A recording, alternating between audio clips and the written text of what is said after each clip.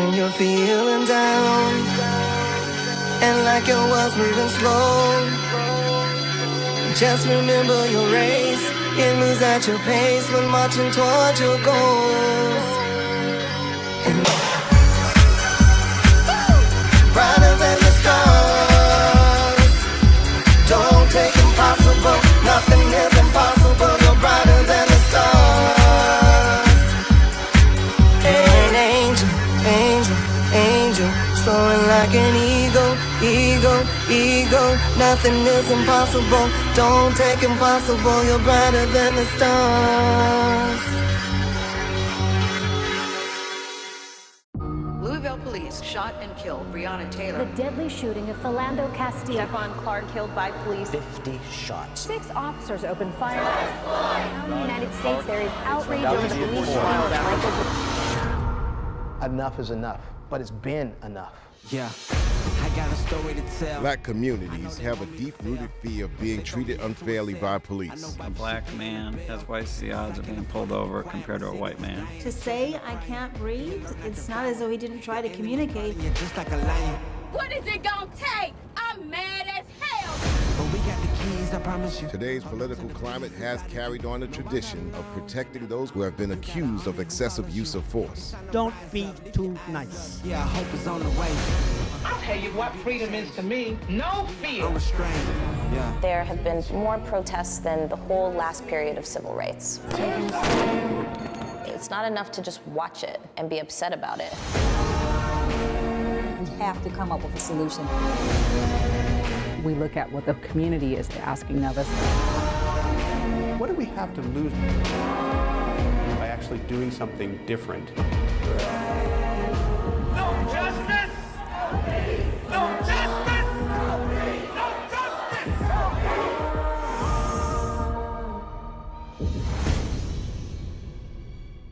Good afternoon, good evening, ladies and gentlemen. Welcome to Talking with 3D. I am your host, Derrick Durrell Dixon, where this is real talk for real people.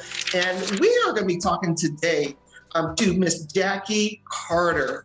And this is going to be a sensitive subject to talk about, but you know what? It's a subject that needs to be talked about because the fact that what is going on in the world today, we're going to be talking about the use of force, the policing of Black America, because there is so much going on with our Black America, where the police have just the use of force towards Black America at this time.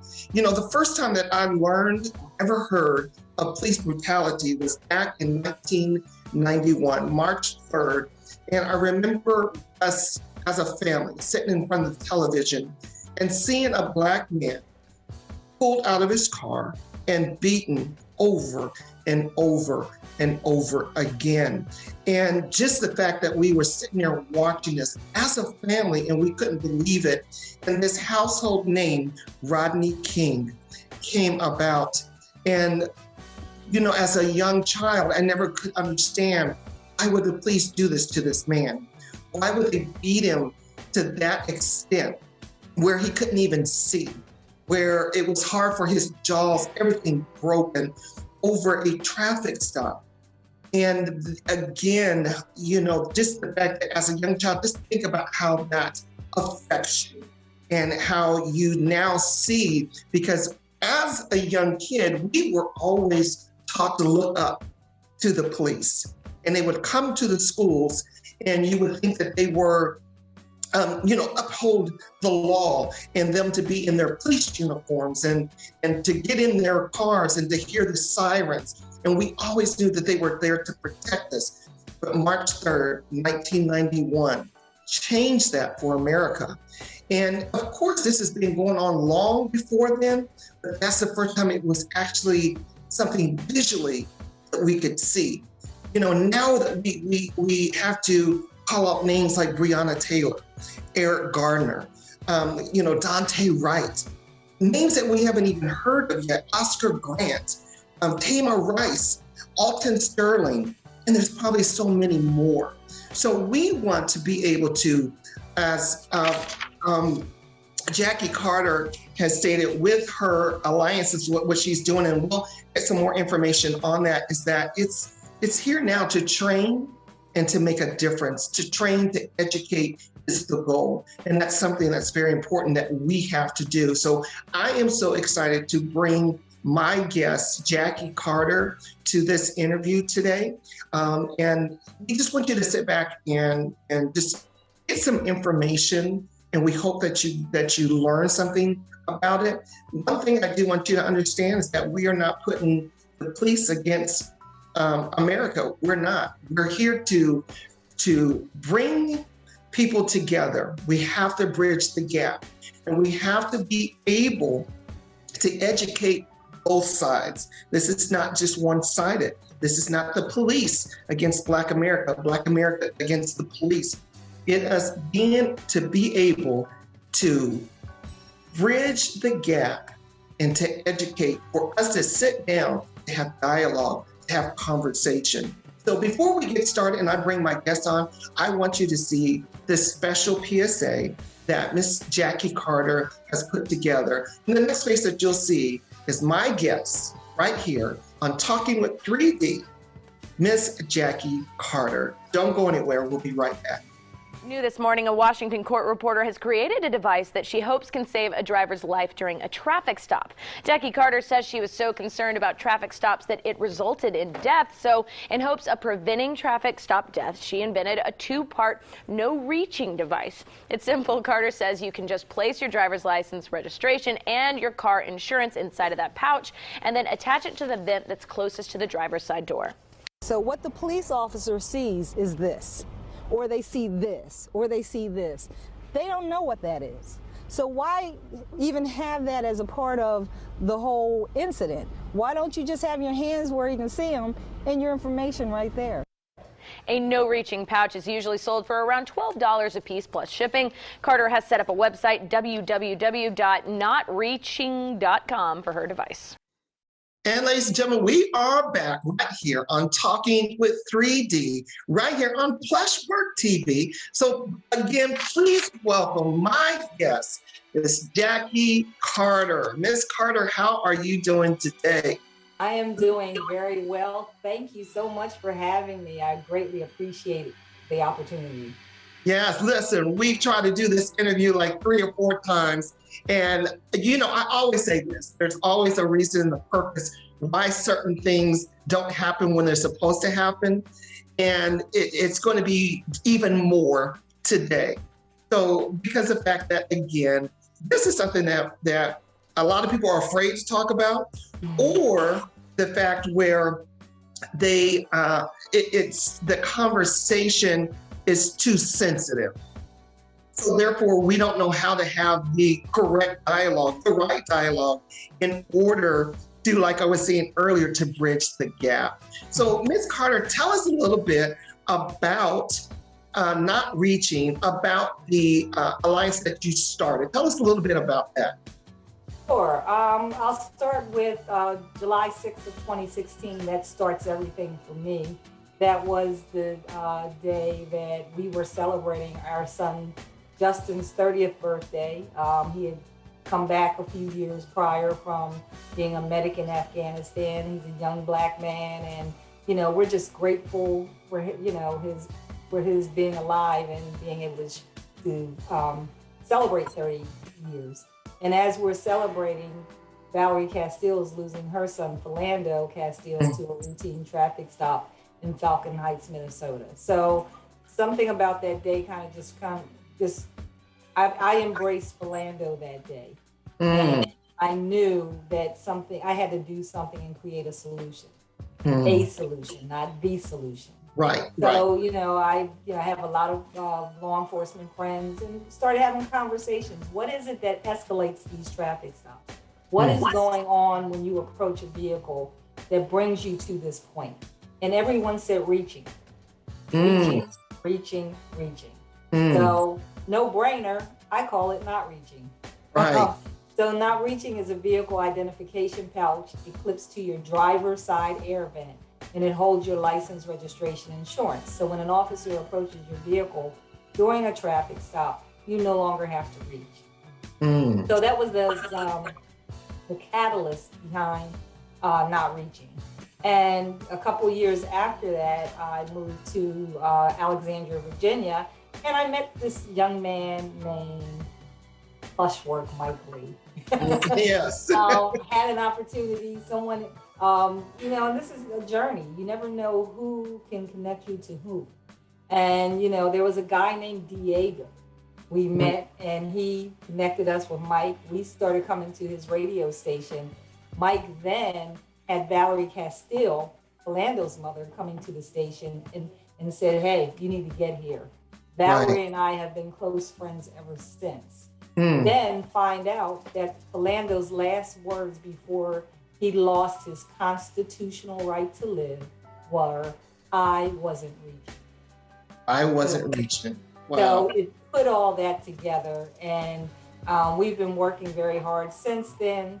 In 2019, I created the Alliance for Safe Traffic Stops, where we are bridging the gap, as you were saying, between law enforcement and community. And we do that through education and training and the use of technology. Let me ask you this, because you say that you had an instant connection with Philando Castile. What was that connection? At that moment, what did you say, like, oh my gosh, this needs to stop? You know, for me, I think that day it was the celebration of life and the loss of life at the same time. There was a connection that just couldn't be denied. You know, here I'm over here celebrating this young Black man's life, and over here we're losing a young Black man. And it just became ingrained in me. I honestly think, you know, that was the day God said to me, I'm giving you your purpose. This is what I need you to do. And every day, I feel this way. To really make a difference, you got to feel that thing. Right. You know, just don't look at it on a news clip and that you have to feel that. And every day I feel as if Philando was my son, and I take that on. So, you know, why I was chosen, I don't know, but I know that I was to do something, and as long as I have breath in my body, I'm going to do it. Because, and then a lot of people, you don't know the story, and I know that everyone, you know, we do know the story of Philando Castile sitting in the car with his girlfriend. I believe his daughter was it was the girlfriend's daughter. The girlfriend's daughter was in the car as well, and Philando also told the police officer what was in the car, and it was a routine traffic stop, and Philando lost his life right in 74 seconds. 74 seconds right in front of two other people. And what is so amazing even about Philando's girlfriend sat there, and just her demeanor was no one in that car. No one was aggressive. No one was threatening. Everyone was talking at a low key. And to see that man shot dead in his car, it touched all of our hearts, because it didn't have to be. Yeah. And you wonder, where does the training come in? Why did that police officer feel threatened? Was it because of the color of his skin? Because he told him everything that to not make him feel threatened, not make him feel threatened. And to see that it was on Facebook Live, and the world was watching this, and it was just something that just took your breath away. Like you said, it didn't have to be. It didn't have to be. No, it didn't have to be. And it took 74 seconds, which we've talked way more than that since it's been on. 74 seconds. There was a play in Philadelphia called 74 Seconds to Judgment. And it was based on Philando. I keep that name of that play because it was. He made a judgment call in 74 seconds that changed, honestly, history. It changed the trajectory of Philando. It changed everything. And I really do believe that because of that, things are changing now. But it was because of the Rodney King and the Philando Castile. That we are now starting to say, hey, we need to talk. We need to make some changes. We need to make changes. You know, as a Black man and driving down the street and you see a police officer pull up behind you, you automatically get nervous. Okay, let me look around the car just in case I get stopped. You know, what's in my car? What am I doing? Where's my phone? You automatically think of everything that you need to do to live through if you get pulled over. And that's a shame that we have to think like that, if he does pull me over, I want to be able to pull away. But, you know, and it's funny that you say that, because what you just said is one of the things that escalates traffic stops. You're looking around. You think you should be looking for something, but you should not. You should not. Yeah, and that is part of our training, because every time you make a movement and a motion and you look down and up and your shoulders are moving, you're putting yourself There's a threat. Let's talk about that, Jackie. Let's talk about that. So, you know, because of the fact that this is good information that people need to know and understand this. You know, our Black men need to understand, because a lot of times you want to get aggressive. You know, our Black girls, they want to get aggressive. And like you say, all that movement and everything, looking around, reaching down, putting everything away, that is to a police officer, as you say, a threat. So that training, what does that look like to tell us, you know, what are some of the things that we should be doing when you are stopped for a routine traffic stop? Sure. First thing is keep your mouth shut. Okay. Yes. We're saying too much. We're doing too much. I know you have the right to say whatever you want to say. I understand that. However, this is not the time. My husband says all the time, you cannot hold court on the side of the road. That is not the time. So when you see the lights on and you're being pulled over, you pull over to a safe location. Okay. Then you turn your car off, you turn your music down, you turn your car off, you roll your windows down, and you put your hands on the wheel. You wait for further instruction. Now let me ask you this before you continue on. So when you say pull up to a safe location, so is it safe for me to say if I feel like I'm in a dark area and I see light ahead of me, I would rather pull up for my own safety, pull up to this area where I feel it's well lit. Yep. So because sometimes I feel like if I do get pulled over, I don't have that right for me to be in a safe, well lit area. No, you do. You absolutely do. You should pull to a safe lit location, and put your hazards on to show an indication that I see you behind me. I'm trying to pull over to a safe location. You can even call 911 as you're driving and say, there's an officer behind me. I need them to know I'm pulling over to a more lighted location. You can do that. Okay. You know that right. And then what are some of the other things that we should do? You say put your hands on the steering wheel. Put your hands on the steering wheel. Obviously, I promote having a not reaching pouch, because that would eliminate all the movement of going into your glove compartment or center console. However, if you don't, keep your hands on the wheel. You should always know where all of those documents are. Okay. They should be in one location. If you want to keep them in your glove compartment, you can still get a not reaching pouch. Keep that in there. And have it ready. Always make sure you get your, get rid of those expired documents that we keep just in the car. Get rid of those, keep all that stuff updated so that you have it ready, but wait for the instruction of the officer. As long as they see, you're in a seat right now, right? Yes. So imagine someone coming from behind you and what they see. So this is an opportunity for you to put yourself in their shoes as an officer coming up to the car, what you see behind it. You've been behind people who are in the car and they're playing music and they're moving. And you see all this movement. But for an officer, that's what you don't want. You don't want all that movement. So while you have your hands on the wheel, the officer comes to the car, he will then give you the instructions. You can say, officer, My license and the registration, everything is in the glove compartment. May I reach for it? May I get it? I'm going to put my hand over here and get it out. Then hand it to them, put your hands back on the wheel. You know, Gosh. and just follow the instructions. It's very simple to just follow the instructions. Right.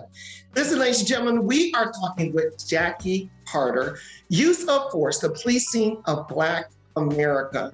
Again, this is great information. This is information that everybody needs to hear. You need to have your children watching the show, your boys, your girls, everybody should be watching the show. And we're going to be talking a little bit more about she has a documentary that's coming out as well. So we will be talking about that as well. But when we come back, we're going to take a quick break. I want to talk about, I have a son who is on the autism spectrum. And I worry every single day if he's outside playing and things like that, of how we should train, or how I as a parent should prepare myself having a child on the autism spectrum. So don't go anywhere. We're going to take a quick break. We will be right back. I'm talking with 3D right here on Plushwork TV. Jackie and Wayne Carter both know what it's like to be pulled over by police. I got stopped 4 times in less than a week and a half. Their son, who serves in the military, has also been pulled over. Jackie says she's just as fearful for her son getting pulled over by police in the U.S. as she is when he serves overseas. There's no reason why I should have that type of fear for my son, and then that type of fear when he's going to the front lines in Afghanistan. That's what we feel every day. Jackie says her fears reached a tipping point when a Minnesota police officer shot and killed Philando Castile during a traffic stop back in 2016. His fiancée live streamed the incident on Facebook. That's why we were like, no, we have to do something, because a traffic stop is not supposed to take your life. The couple came up with an idea and created a clear pouch that can hold the driver's license, insurance card, and a car's registration. It's called the Not Reaching pouch, and a magnet holds it in place near the driver's side of the car so the driver does not have to reach around to the glove compartment or other parts of the car. When an officer approaches your vehicle during a traffic stop, you no longer have to reach. The reaching and the sudden movement is what most officers that we interviewed said makes them nervous during traffic stops. The couple got input from law enforcement when coming up with the concept. They also got the support of Castile's mother. We're not saying that this is the total solution to what is going on, but I think it's a solution to help. The couple is selling the pouches for about $10 and so far has sold more than 2,000 of them across the country. I'm Corey Rangel reporting. And ladies and gentlemen, we are back right here on Talking with 3D, where real talk is for real people. I have my guest, Jackie Carter. She is the CEO, the founder of the ASTS, which stands for Alliance for Safe Traffic Stops. And she has the program that she's started called Not Reaching, and we're going to be talking about that. Right now, I want to talk about, folks, families that have children that have not just autism, but I remember watching the news, and there was he was a little boy, he was a teenager, I believe he's 19 or 20, and he was walking outside. He was stimming, and if a lot of people don't know what stimming is, that could be moving your hands, rocking back and forth, and he was outside just walking, stimming, and some cars driving by as he was walking on the sidewalk thought he was on drugs. So the police officer pulls up, starts questioning the boy. The boy can't tell, give him full information of address, maybe phone number. And I believe it was his sister or someone came out to say he's autistic. He is autistic. But instead of the police officer listening to him, he still wanted to interrogate the young man. And the young man got more frustrated because of the fact he didn't understand the commands. So therefore, that to me is the most frightening thing, because I had the same situation where my son is outside. He's dressed like, he was dressed like Spider-Man. He's walking along the street dressed like Spider-Man because he just finished watching Spider-Man. He just wants to go out. He wants to save the world. And now he's being stopped because a neighbor who I've all communicated with my neighbors about my son. But they chose that day to call the police on my son because of the fact that here's this tall Black man in a Spider-Man suit, and now they all feel threatened. So the education, I just wanted to say this, is that the police officer that did pull up, she asked me, is he autistic? I said, yes. She said, have a great day.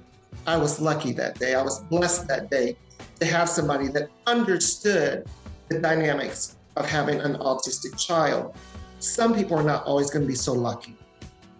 So how do we train our parents? And what does the training look like for the police officers of those families or children out there that have special needs?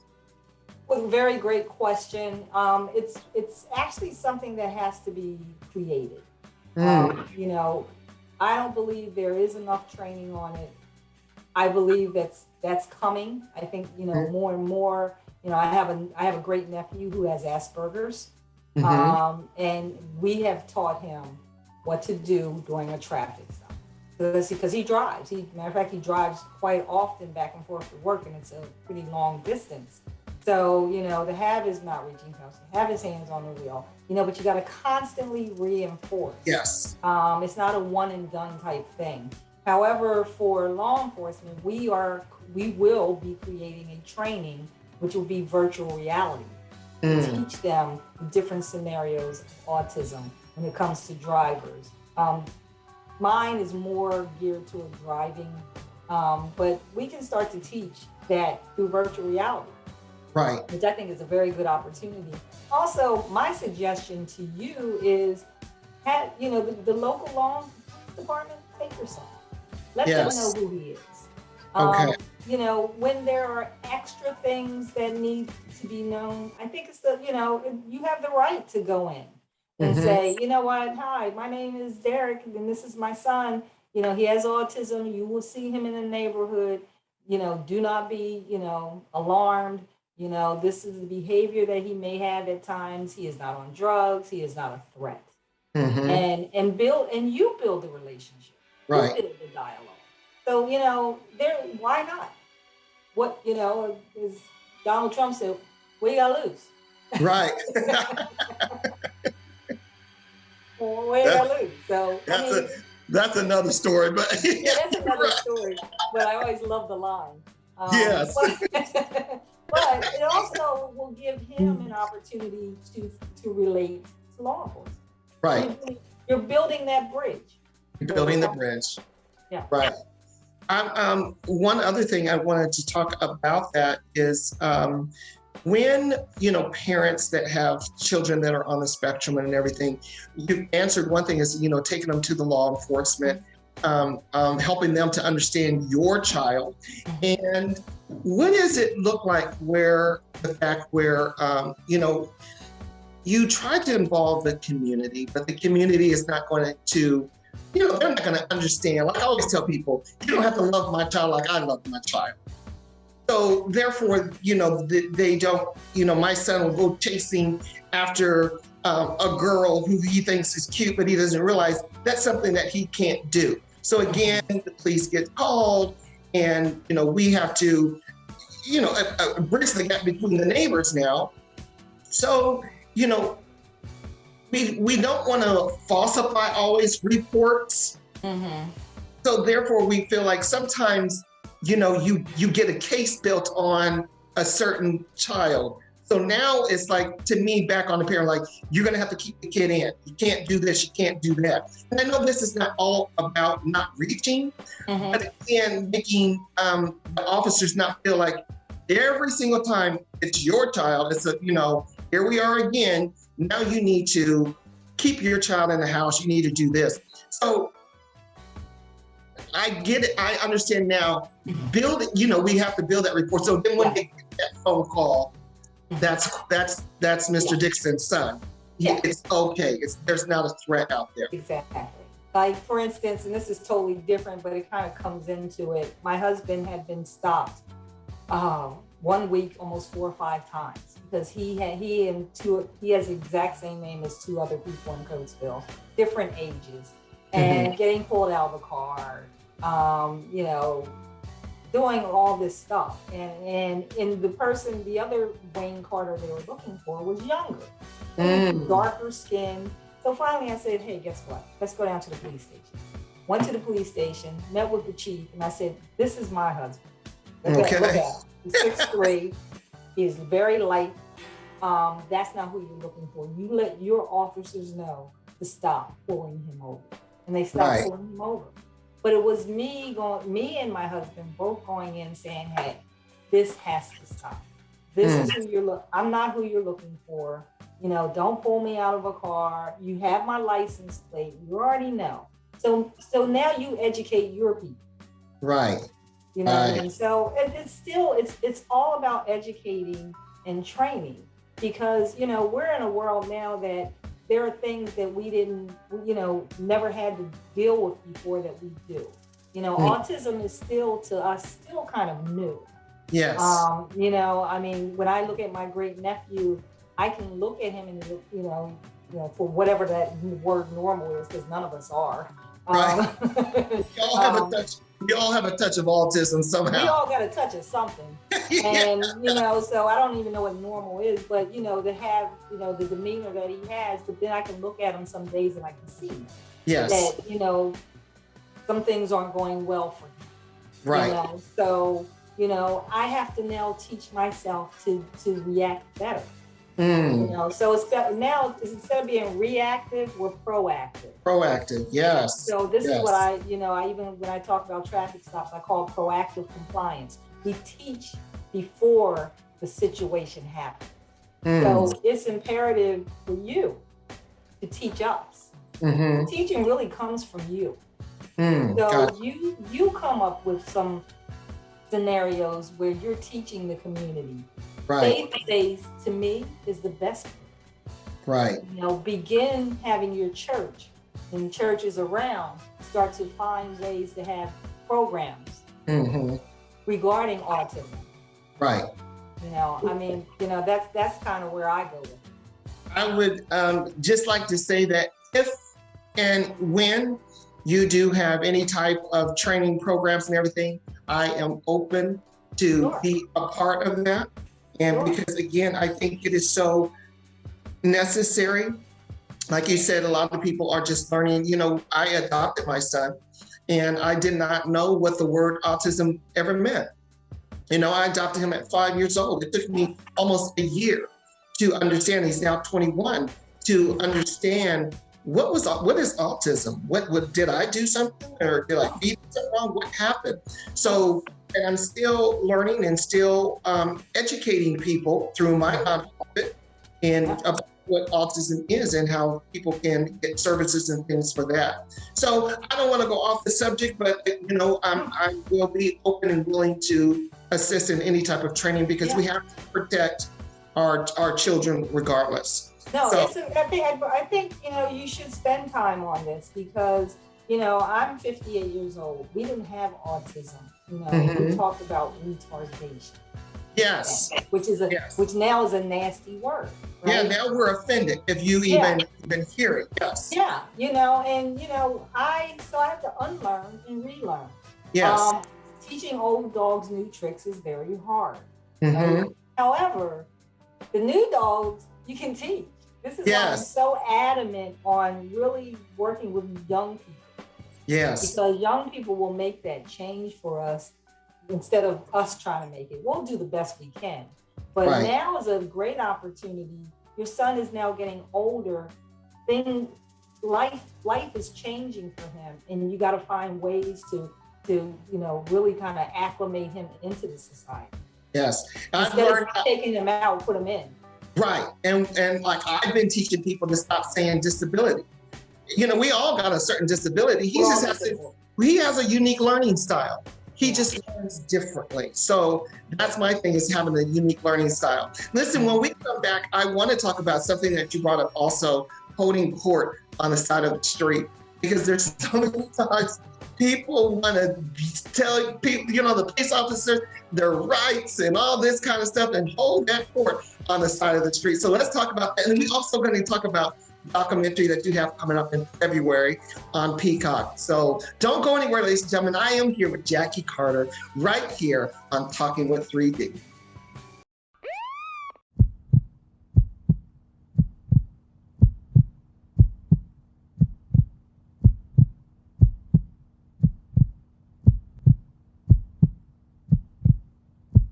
May I please see your driver's license and registration?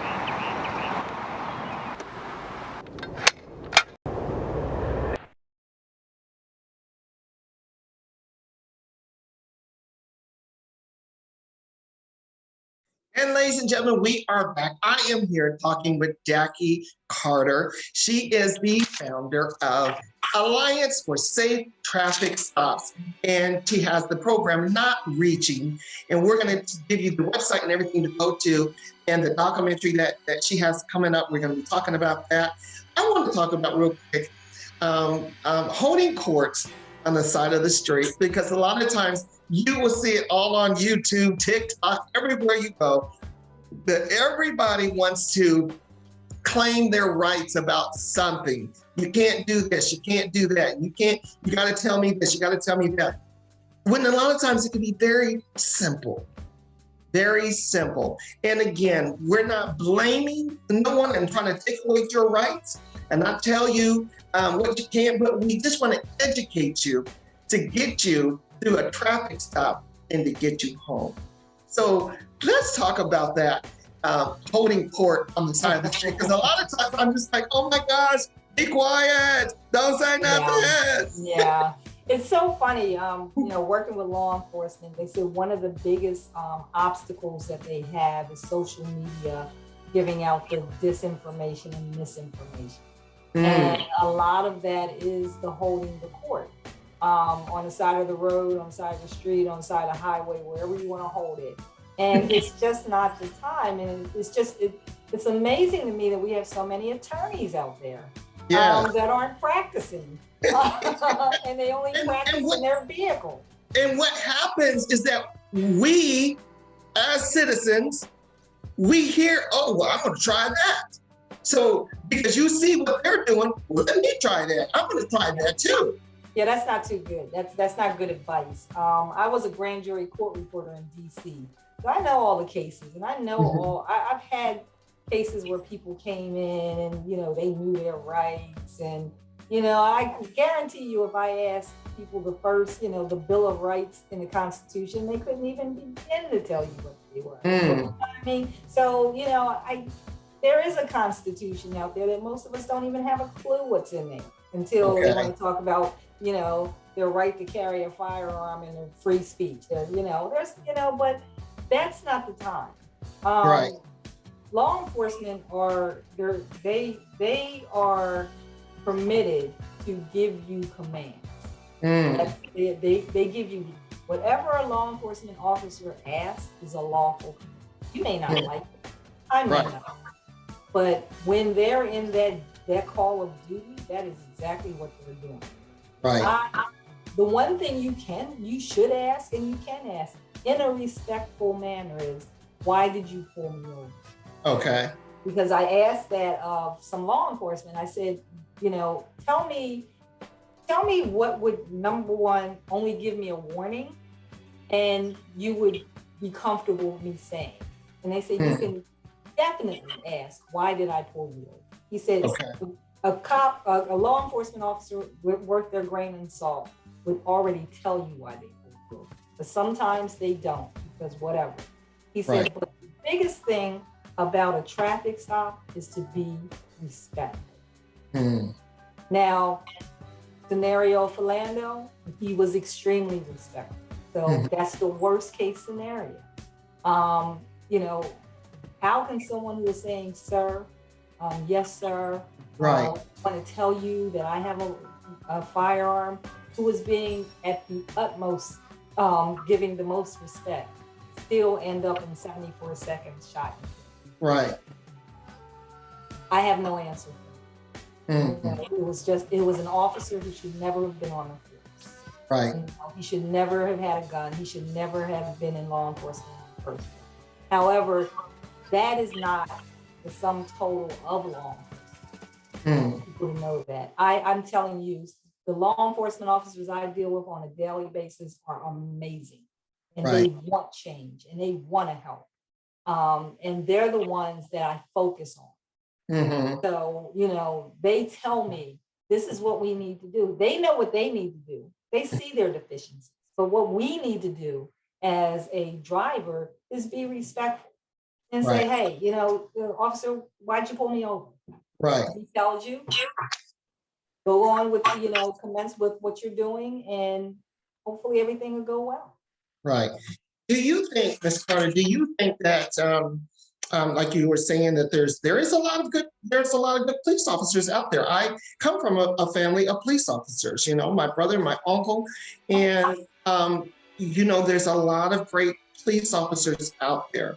Do you think there's division within the police force where, and again, I'm not trying to play good cop, bad cop, but is it a division where those that we do say, you know what, this officer right here, this is a good person, but this may be a bad seed? Does the bad seed at times, that good cop afraid to, really bump heads with that bad seed? Very good question. I can't actually answer that for you. Okay. Because I've never worked in law enforcement in that way. But from the ones that I speak with, there always are bad ones there. But I don't believe that they're afraid to bump up against, that officer. But they are there to do their jobs, and they focus on what they know they're supposed to do, as opposed to what this one won't do. Because at some point there will be weed and seed. You'll weed these people out, and the seed will be planted with better officers. Right. So we're now in a transition period where we're going to have to do this weed and seed. And we're going to have to find better ways of weeding them out, and guess what? Not even having them get on the force in the first place. Right.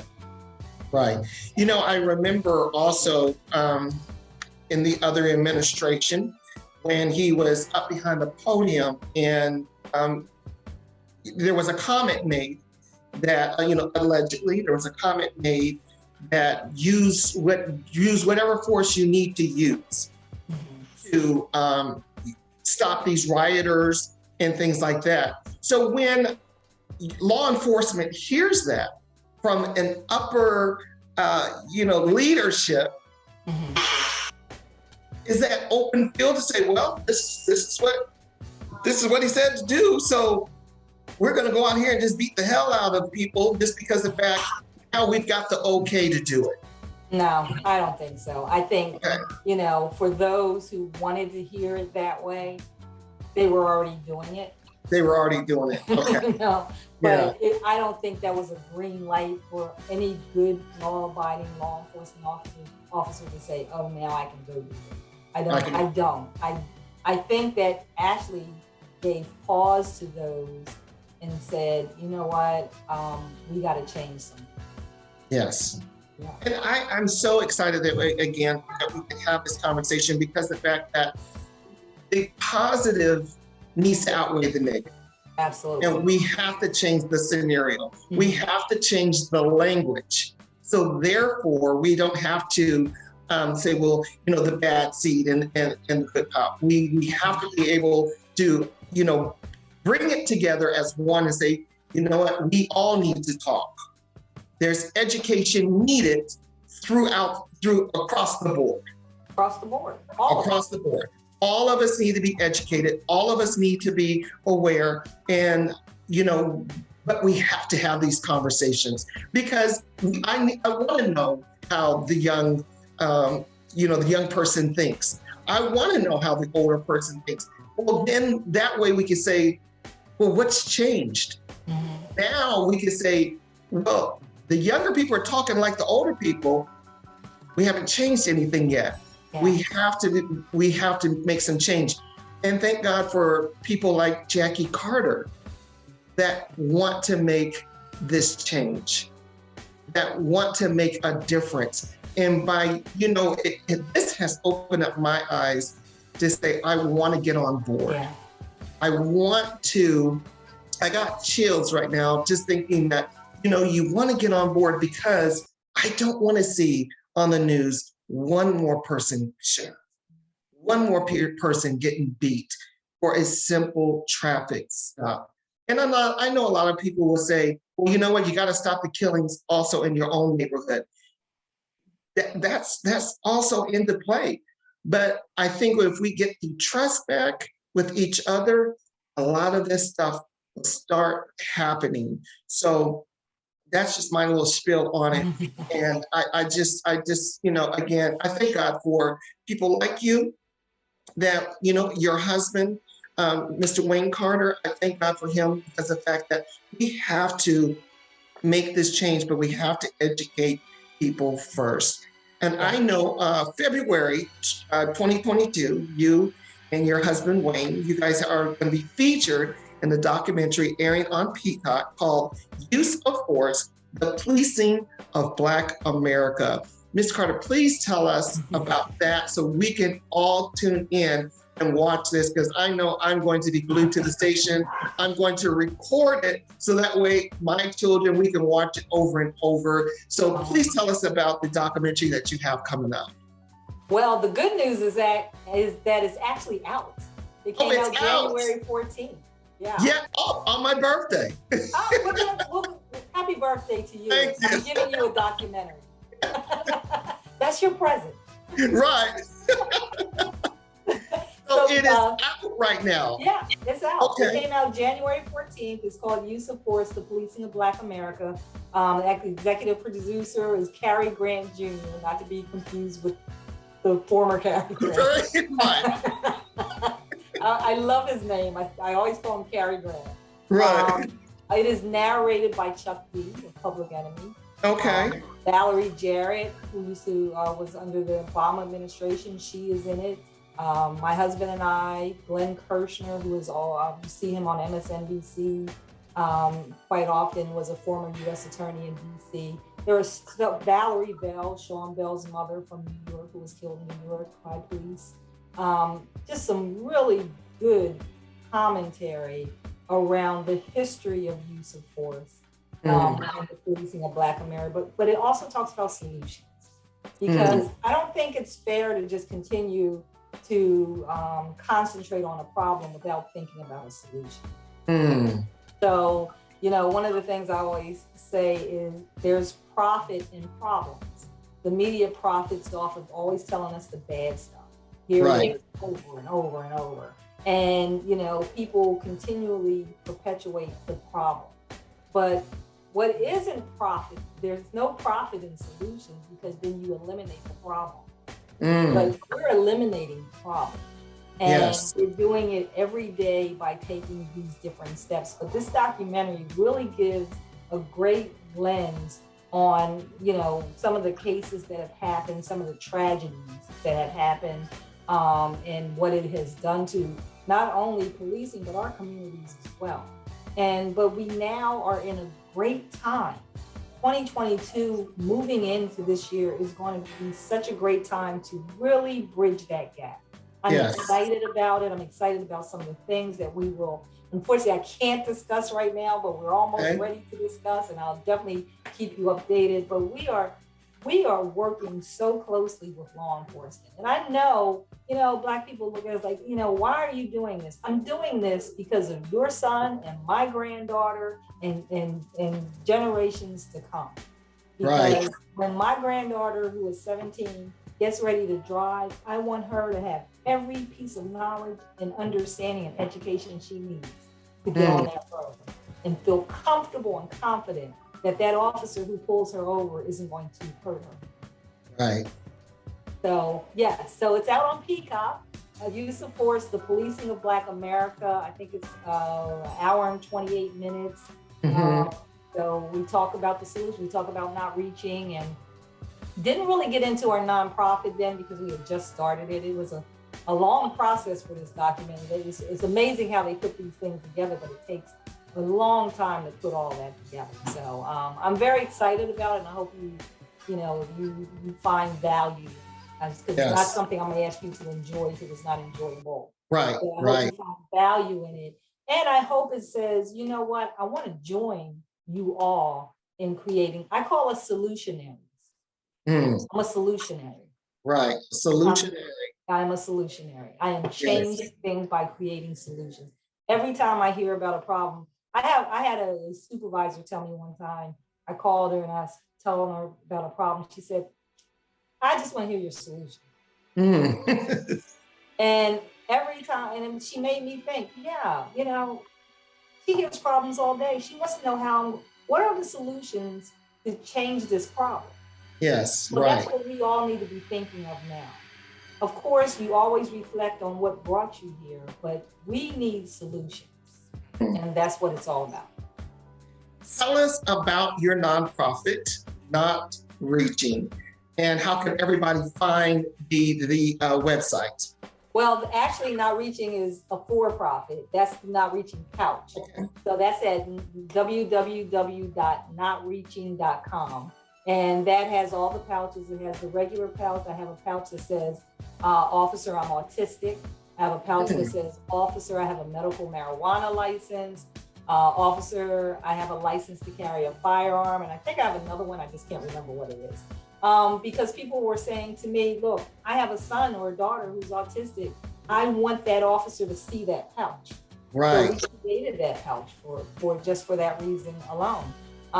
So that's Not Reaching, but our nonprofit, the Alliance for Safe Traffic Stops, it's www.theasps.org, VASTS.org. And that will give you information on our nonprofit, our board. Valerie Castile is on our board, and we're so excited to have her on there. And shows some of the programs that we have, that we are bridging the gap between law enforcement and community. So we're excited about it. Ms. Carter, if you can give in a few words, the solutionary, what are some words that we can give our youth right now? Because the fact that I think sometimes we see the respect for our law enforcement has really fallen on the wayside. So what can you give advice to our youth right now to say, you know what, we're here to make solutions. We're here to make a change. We just need the fact that give us a chance to educate you. Give us a chance to change the narrative. What advice would you give those that are listening in right now? That's a very good question. I think for me, when I look at when I was that age, right? I didn't know that I had the power to make change. You know what I mean? I lived in a town called Coatesville, small town. We worked. We didn't really try to do anything more than just take care of your family. But I knew there was a world bigger, right? First thing I would say is find out what that world looks like. Yes. Because it's so diverse, it's so open, it's so beautiful. And once you find it, find your why, because we're all here for a reason. Find your why. And find your why, and then work that why. That why is the solution. It's the solution. Now, I spent years trying to understand, what is my purpose? I know I'm here for a reason. Can't figure it out. I know why I'm here now. And I'm excited about it. And I work every day to fulfilling the why. So fulfill your why. I love that. Fulfill your why. The why is the solution. Ms. Jackie Carter, we're running out of time, and we're going to have more discussion because we can't just stop here. This is just the beginning. I am telling you, and I promise you that I am fully on board to assist and do what I can to, I don't even know why I'm getting emotional right now because I just think that this is something that's very important. You know, I don't know anyone personally that's been killed or shot by, you know, law enforcement, but being a Black man in America at times can be stressful and tough. You know, I have 3 adopted boys. I have one that is biracial. I have my middle son, he's Caucasian, and my oldest son is Black. All my conversations have to be different. I have to train each and every one of them. You know, a lot of people think because you have a Caucasian son, he's got it easy. Not until they find out that he has a Black father. It changes everything for him. So I have to teach every one of them something different about themselves to make their lives a lot better. But the why is the solution. Yeah, so fulfill your why. I fulfill your why. I am excited to whatever that I can do to help and jump on board. I am there for you, and that I've said it on air, so I'm making that a promise to you. I appreciate that. Thank you so much, ladies and gentlemen, for tuning in to Talking with 3D. Again, we want you to watch the documentary. It is out now. Use of Force, the Policing of Black America on Peacock. You've seen some of the information on this show, so you know where to find it. The Alliance for Self-Traffic Stops. Make sure that you check out the website. Also, Not Reaching, www.notreaching.com. So again, this has been a great show. I appreciate you. Ms. Carter, you are making a difference. You are what they call Black girl magic. Oh, thank you. Yeah, so thank you so much. Thank your husband, Wayne, for doing what he is doing to make a change in the world, because in fact, it's people like you, we need change. So fulfill your why, and you will make the world a better place. Thank you, ladies and gentlemen, for tuning in to Talking with 3D right here on Plush Work TV. We will see you next week right here. Real talk is for real people. Thank you, Ms. Carter. You're welcome.